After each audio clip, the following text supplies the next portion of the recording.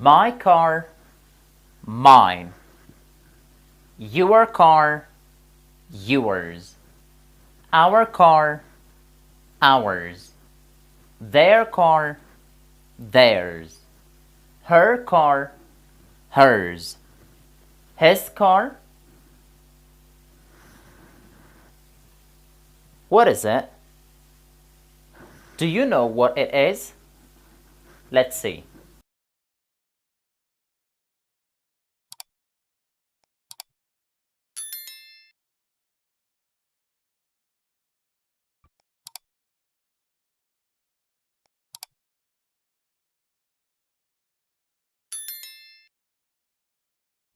سلام شاگردان عزیز، امید که جور و صحتمند باشید.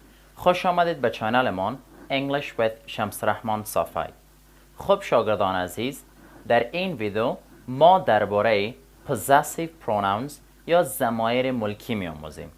پس بیاییم که درس امروزی خود را آغاز کنیم. Possessive Pronouns، ضمایر ملکی. They replace nouns to show possession or ownership. در لسان انگلیسی possessive pronouns یا ضمایر ملکی به جای اسم‌ها استفاده میشن تا ملکیت و مالکیت بر ما نشان بدن. They replace nouns. Possessive pronouns ضمایر ملکی به جای اسم استفاده میشن. They replace nouns. آنها جاگزین اسم میشوند. To show possession or ownership. تا بر ما ملکیت یا هم مالکیت نشان بدن. پس در لسان انگلیسی ما possessive pronouns استفاده میکنیم تا ملکیت و مالکیت نشان بدیم. به طور مثال This is my car. خب در این جمله گفتیم This is my car. در اینجا my یک possessive adjective است. حالا میخوایم به عوض my car possessive pronoun استفاده کنیم. چون گفتیم possessive pronouns replace nouns. Possessive pronouns به جای اسم ها استفاده میشن. To show possession or ownership. تا ملکیت و مالکیت نشان بدن. پس در اینجا میگیم This is my car. My car در اینجا my possessive adjective است. car noun است. حالا ما میخواهیم که به جای my car possessive pronoun استفاده کنیم. میگیم It is mine. It is mine. Mine در اینجا possessive pronoun است. یا میگیم Your house is nice. Your house is nice. خب در اینجا your house. Your یک possessive adjective است. House یک noun است. Your house خانه شما. حالا میخوایم به جای اسم your house یک possessive pronoun استفاده کنیم که میتونیم بگوییم yours is nice. Yours is nice. پس گفتیم که possessive pronouns یا هم ضمایر ملکی در لسان انگلیسی they replace nouns. به جای اسم ها استفاده میشن to show possession or ownership. تا ملکیت و مالکیت بر ما نشان بدن. در اینجا گفتیم my car موتر من. در اینجا گفتیم mine از من. در اینجا mine به عوض my car استفاده کردیم. mine یک possessive pronoun است. و جای اسم استفاده شد. ملکیت و مالکیت بر ما نشان میدن. در اینجا گفتیم your house خانه شما. your house خانه شما. گفتیم yours از شما. yours در اینجا یک possessive pronoun است که بر ما possession یا هم ownership نشان میدن. پس به طور خلاصه میتونیم بگوییم که possessive pronouns یا ضمایر ملکی در لسان انگلیسی به جای یک اسم استفاده میشن. ما میتونیم اینا را به جای اسم ها استفاده کنیم تا possession یا هم ownership نشان بدیم. تا ملکیت و مالکیت نشان بدیم. پس بیاین که بیاموزیم امی possessive pronouns یا ضمایر ملکی در لسان انگلیسی کدام ها هستند. در لسان انگلیسی possessive pronouns یا ضمایر ملکی عبارتند از yours, ours, theirs, his, hers, its و mine می باشند. اینا در لسان انگلیسی possessive pronouns یا ضمایر ملکی هستند که نشان دهنده ملکیت و مالکیت در یک جمله می باشند. هر زمانی که subject pronoun تان you باشه possessive pronoun تان میتونه yours باشه. you شما. yours از شما. و اگر we باشه possessive pronoun تان میتونه ours باشه. we ما. ours از ما. اگر they باشه possessive pronoun تان میتونه theirs باشه. they آنها. theirs از آنها. اگر he باشه possessive pronoun تان میتونه his باشه. he او بچه his از او بچه. اگر she باشه possessive pronoun تان میتونه hers باشه. she او دختر hers از او دختر. اگر it باشه possessive pronounش از its. it او حیوان یا بیجان its از او حیوان یا بیجان. اگر I باشه possessive pronounش میتونه mine باشه. I من mine از من. پس زمانی که میگیم yours این به این منظور که از شما. ours از ما. theirs از آنها. his از او بچه. hers از او دختر. its از او حیوان یا بیجان. mine از من. اینا در لسان انگلیسی possessive pronouns ضمایر ملکی هستند. به جای اسم استفاده میشن تا ملکیت و مالکیت بر ما نشان بدن. به طور مثال The book on the table is mine. کتابی که روی میز است از من است. خب در اینجا mine به جای اسم کتاب استفاده شده و بر ما ملکیت و مالکیت نشان میده. کتابی که در روی میز است از من است. خب میتونین بگوین my book کتاب من. اما به خاطر داشته باشین که my یک possessive adjective است. ما در اینجا درباره possessive pronouns صحبت میکنیم.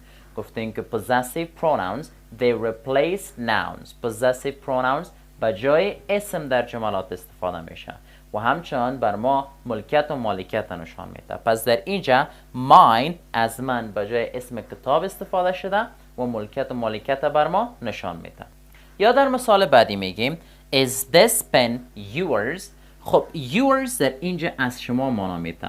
آیا این قلم از شماست؟ میتونین بگیم که your pen قلم شما. اما your pen در اینجا your یک possessive adjective است. yours یک possessive pronoun است. گفتیم که pronouns ضمایر به جای اسم در جملات استفاده میشن و adjective صفات قبل از اسم استفاده میشن. خب در اینجا زمانی که میگیم yours از شما یک possessive pronoun است به جای اسم استفاده میشه. از تکرار اسم جلوگیری میکنه و بر ما ملکیت و مالکیت نشان میده. هر زمانی که میگیم your pen در اینجا your یک possessive adjective است که در اینجا pen چی میکنه؟ modify میکنه. درباره pen بیشتر معلومات میده.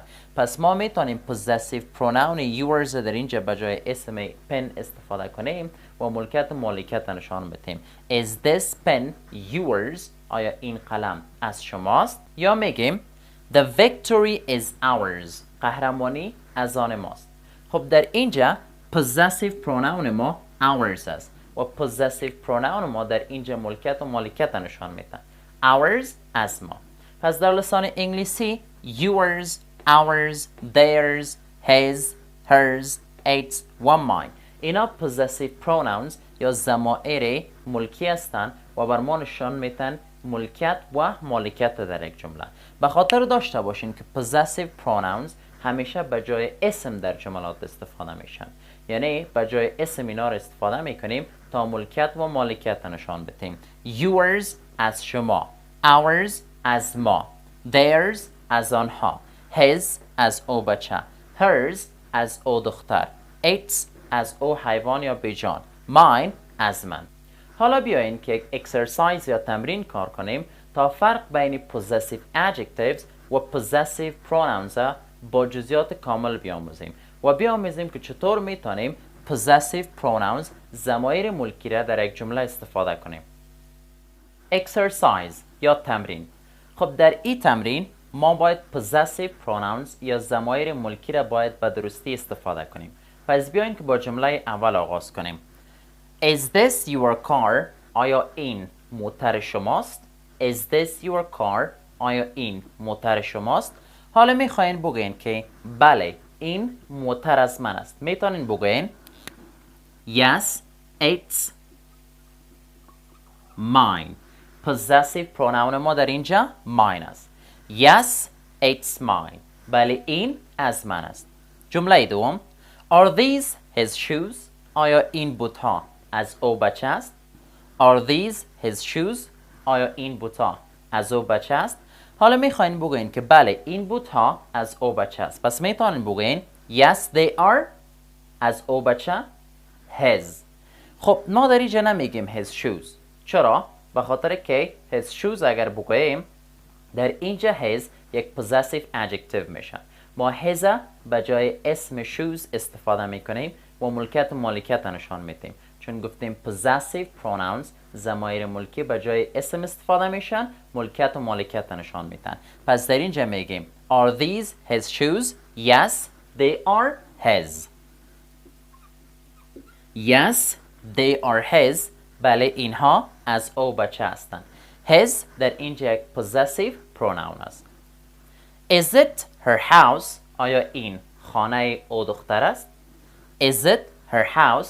حالا میخواین بگین که بله این از او دختر است. میتونین بگین Yes, it is hers. Yes, it is hers. Hers در اینجا یک possessive pronoun است و به جای اسم house استفاده شده. Is this our class? آیا این صنف ماست؟ Is this our class? آیا این صنف ماست؟ No, it is not. نه خیر این از ما نیست. No, it is not. از ما نیست. Ours. No, it is not ours. Ours در اینجا possessive pronoun ماست. و جای اسم کلاس استفاده شده ملکیت و مالکیت نشان میدن. حالا میخواین که این بگین که این از آنهاست. میتونین بگین it is theirs. It is theirs. It is theirs. پس theirs, ours, hers, his, mine. اینا possessive pronouns ضمایر ملکی هستن و جای اسم استفاده میشن ملکیت و مالکیت بر ما نشان میدن. و خاطر داشته باشین که possessive pronouns هیچگاه قبل از یک اسم استفاده نمیشن. اینا pronouns ضمایر هستن و جای اسم استفاده میشن و ملکیت و مالکیت بر ما نشان میدن. و possessive adjectives که ما ایره در ویدیوهای بعدی انشالله خواهیم آموخت. possessive adjectives قبل از یک اسم استفاده میشه ملکیت و مالکیت بر ما نشان میده. خب شاگردان عزیز اینم ویدیویمان درباره possessive pronouns ضمایر ملکی. امید است که از این ویدیو چیزی آموخته باشین. اگر از ویدیو خوشتان آمد شما میتونین کانال ما را سابسکرایب کنین، ویدیوهای ما را با دوستانتان شریک بسازین، علامت زنگوله را بزنین تا ویدیوهای بعدی ما را از دست ندین. و نگفته نمانه اگر سوال دارین شما میتونین در بخش کامنت سوالتان را بگذارین. ما به زودترین فرصت سوال شما را پاسخ خواهیم داد. پس تا ویدیوی بعدی الله حافظ.